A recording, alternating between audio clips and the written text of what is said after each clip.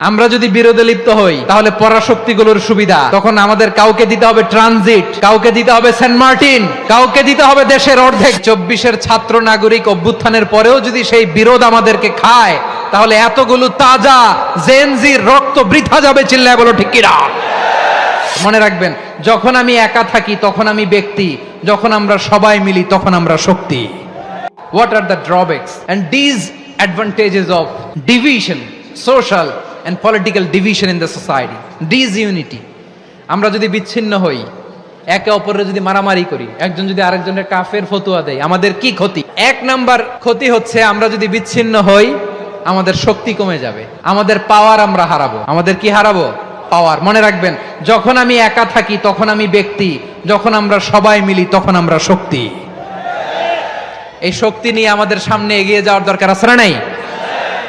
তাহলে আমরা যদি নিজেরা বিরোধে লিপ্ত হই আমাদের ক্ষমতা, পাওয়ার ছুটে যাবে।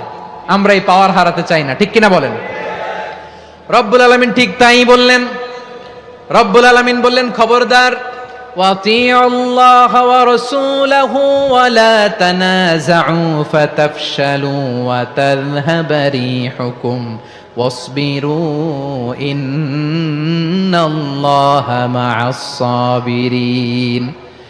আল্লাহর আনুগত্য করো, নবীর আনুগত্য করো, কিন্তু খবরদার নিজেরা বিরোধে লিপ্ত হয়ো না, নিজেরা মারামারি করো না, তাহলে তোমাদের শক্তি কমায় দিবে কে?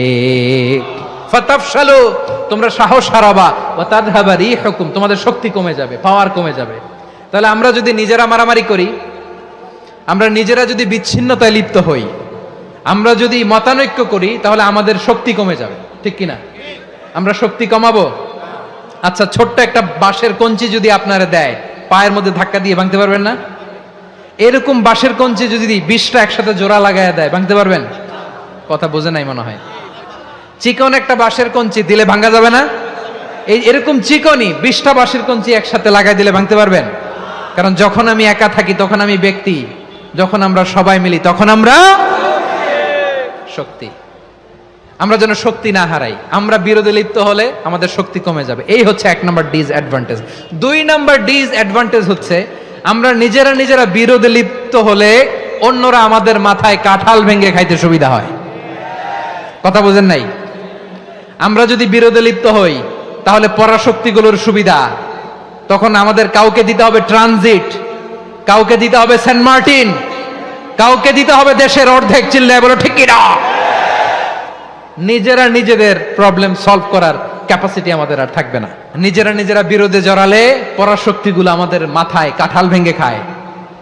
তখন ভারতের পিছনে দৌড়াতে, আমেরিকার পিছনে দৌড়াতে আমাদের জুতার তলা ক্ষয় হইয়া যাইবে। নিজেদের প্রবলেম সলভ করা যাবে না।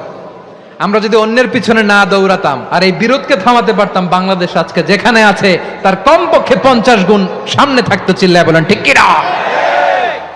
তাহলে 1 নাম্বার ক্ষতি হচ্ছে আমাদের পাওয়ার লেস হয়ে যায়, আমরা দুর্বল হই যদি আমরা বিরোধ করি। 2 নাম্বার হচ্ছে পরাশক্তিগুলোর সুবিধা নেয়। 3 নাম্বার হচ্ছে আমাদের উন্নয়ন, দেশের উন্নতি, অগ্রগতি এটা স্থবির হয়ে যায়, এটা বাধাগ্রস্ত হয়। প্রিয় ভাইয়েরা, ইউনিটি, ঐক্য হচ্ছে একটা দেশের উন্নয়নের মূল ভিত্তি। ইউনিটি অফ এ কান্ট্রি, এটা হচ্ছে একটা সাস্টেইনেবল ডেভেলপমেন্ট, সোশ্যাল স্ট্যাবিলিটির জন্য এটা অনেক গুরুত্বপূর্ণ। এজন্য বিরোধের কোনো স্থান আমরা দিব না, আমরা ঐক্যবদ্ধ থাকবো ইনশাআল্লাহ। বলেন, আর কখনো কাউরে কাফের বলে গালি দিবেন? তুই জাহান্নামী বলবেন?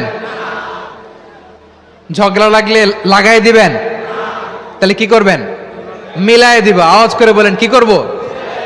প্রিয় ভাইয়েরা, এই বিরোধ গত 50 বছর তো আমরা দেখেছি, ধর্মীয় অঙ্গন বলেন, সামাজিক অঙ্গন বলেন, রাজনৈতিক অঙ্গন বলেন, এই বিরোধ আমাদেরকে শেষ করে দিয়েছে। এই 24-এর ছাত্র নাগরিক অভ্যুত্থানের পরেও যদি সেই বিরোধ আমাদেরকে খায় তাহলে এতগুলো তাজা জেনজির রক্ত বৃথা যাবে। চিল্লায় বলো ঠিক কিনা? বৃথা যেতে দিতে চাই না, আমরা ঐক্যবদ্ধ থাকতে চাই। রাজি আছেন? আমরা আর কাদা ছড়াছড়ি করব না। অনেক হয়েছে আন্না, এবার থামুন। অনেক হয়েছে আন্না।